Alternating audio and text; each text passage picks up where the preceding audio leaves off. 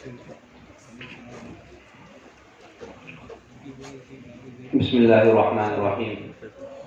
الحمد لله رب العالمين، والصلاة والسلام على سيد المرسلين محمد وعلى آله وأصحابه أجمعين، أما بعد. قال النبي صلى الله عليه وسلم: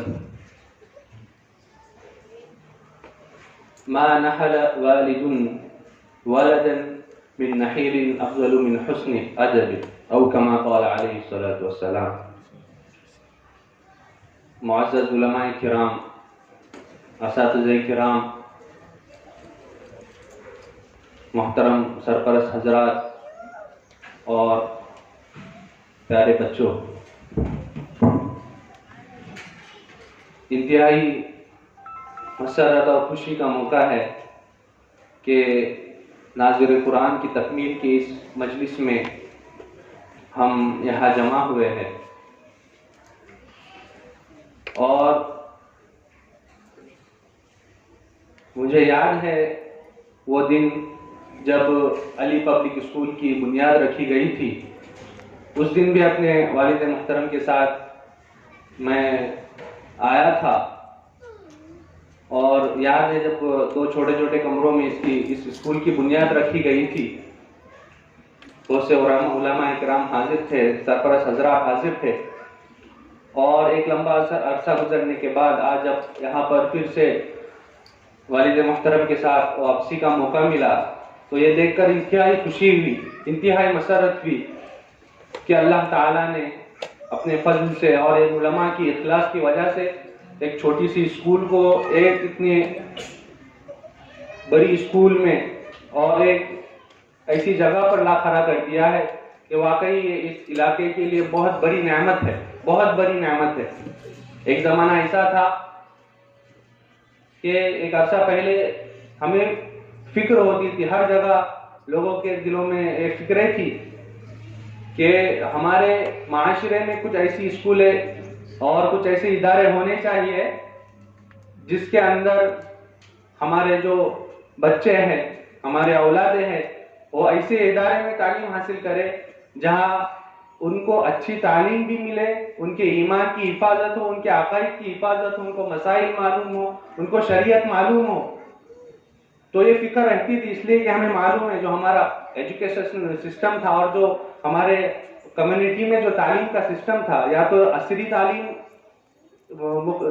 بالکل عصری تعلیم تھی، یا تو پھر مدرسے کی تعلیم تھی، یا تو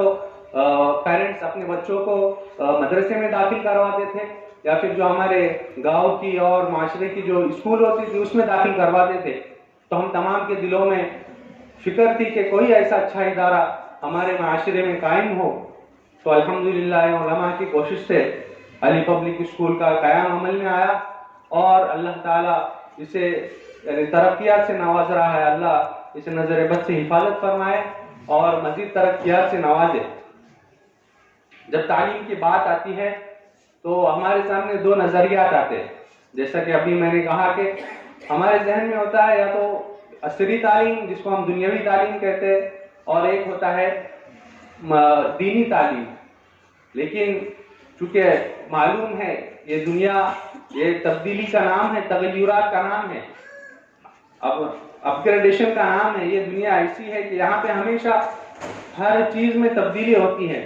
اور ہر کوئی یہ چاہتا ہے کہ اپنے اندر تبدیلی لائے، ترقی لائے، عروج لائے. اس لیے کہ اگر ہم اپنے اندر اور ہمارے سسٹم کے اندر اگر ہم اپگریڈیشن نہیں لاتے، تبدیلی نہیں لاتے، تو پھر وہ وہاں سے زوال شروع ہو جاتا ہے. لہذا زمانے کے تغیرات کے ساتھ چیزوں کو بھی بدلنا پڑتا ہے، اور ایسا ایک خیال لے کر ہمارے درمیان میں کچھ ایسے علماء کہ ہم کو ایک ایسا سسٹم چاہیے کہ جس سے تعلیم بھی اچھی ملے، ہمارے بچوں کی دینی تربیت بھی ہو، اخلاق بھی اچھے ہو، ان کو عقائد بھی معلوم ہو. لہذا یہ ایسے جو ادارے ہیں اللہ تعالیٰ کی طرف سے بہت بڑی نعمتیں ہیں، بہت بڑی نعمتیں ہیں. تو ہمیں چاہیے کہ ہم ان اداروں کی قدر کریں، اور ان اداروں کا ایک اسٹینڈرڈ ہوتا ہے تو ہم ہماری طرف سے بھرپور تعاون کریں کہ کس طریقے سے اس کا جو تسلسل برقرار رہے. چونکہ یہ زمانہ ایسا ہے کہ جو ہمارا معاشرہ ہے وہ ہم سے بہت بڑی امیدیں لگایا ہوا ہے. جو ایسے اسکولوں میں پڑھتے ہیں، خاص کر اس طریقے سے جو اسکول ہے، جو مہاڑی اسکول ہے اور بہت ساری جگہوں پر اس طرح کے جو ادارے قائم ہوئے ہیں، تو ہمارے معاشرے نے، ہماری کمیونٹی نے ایک امید لگائی رکھی ہے کہ اس ادارے سے جو بچے فارغ ہوں گے، اس ادارے سے بچے جو پڑھ کر باہر نکلیں گے، ان کے پاس دینی تعلیم بھی ہوں گی، ان کے پاس عصری تعلیم بھی ہوں گی، اور دونوں میدان کے ماہر ہوں گے، دونوں فیلڈ کے ایکسپرٹ ہوں گے. میں آپ کے سامنے اگر آپ صلی اللہ علیہ وسلم کے زمانے کا اور صحابہ کرام کے زمانے کی مثالیں سامنے رکھوں تو میں آپ کو بتاؤں کہ اگر جیسے ہم اس ادارے میں پڑھ رہے ہیں، ایک جگہ پر ہم حافظ قرآن بن رہے ہیں، دوسری جگہ پر ہم اسکول کی تعلیم حاصل کر رہے ہیں اور کالج کی تعلیم حاصل کر رہے ہیں، تو ان چیزوں کو ہم الگ الگ نظریے سے دیکھتے ہیں. لیکن اگر میں بتاؤں صحابہ کرام کے اندر کہ صحابہ کرام میں بھی ایسے ہمارے صحابہ کرام تھے جو گھر بھی بناتے تھے. آج کے زمانے میں گھر بنانے کے لیے، ڈیزائن کرنے کے لیے انجینئر کی ضرورت ہوتی ہے. ایک انجینئر گھر کی ڈیزائن کرتا ہے اور اس کو الگ الگ طریقے سے، الگ الگ اینگل سے اس کو جانچا جاتا ہے. جب مکمل ہوتا ہے اس کے بعد گھر بنایا جاتا ہے. اس زمانے میں بھی گھر بنائے جاتے تھے، تو اس زمانے میں بھی ڈیزائننگ ہوتی تھی. تو یہ جو ہم نظریات کو الگ الگ کر رہے ہیں کہ یہ تعلیم الگ ہے، یہ تعلیم الگ ہے، ایسا معاملہ نہیں. حقیقت یہ نہیں ہے. صاحب ابھی جیسے کہ ہم اس فیلڈ میں دنیاوی تعلیم میں ایم بی اے کرتے ہیں اور ایکسپورٹ امپورٹ اس کی بھی بہت سارے کورسز ہوتے ہیں، ان میں ہم داخلہ لیتے ہیں. تو صحابہ کرام کے زمانے میں بھی تجارت تھی، وہ بھی امپورٹ ایکسپورٹ کرتے تھے، وہ بھی تجارت کرتے تھے. تو اس زمانے میں بھی صحابہ کرام میں ماہرین تجارت تھے، ماہرین ایکسپورٹ اور امپورٹ، یعنی برآمدات درآمدات دوسرے ملکوں میں صحابہ کرام جاتے تھے. تو ایسی سینکڑوں مثالیں ہیں. تو ہمیں چاہیے کہ ہم جو بھی دنیاوی فیلڈ اختیار کریں تو ہم اس کو شریعت کے دائرے کار میں لا کر اس کا استعمال کریں. جیسے ہم کہیں گے کہ ایک ڈاکٹر ہے اور ایک ڈاکٹر ہے، اس کا کام تو آپریشن کرنا ہوتا ہے، چیک اپ کرنا ہوتا ہے، وہ کیسے شریعت کے مطابق کریں گے؟ ایسا نہیں ہے. جیسے ایک آپریشن میں جس طریقے سے سطر کا احتیاط کرنا چاہیے، اس کا خیال رکھنا چاہیے، اور جس طریقے سے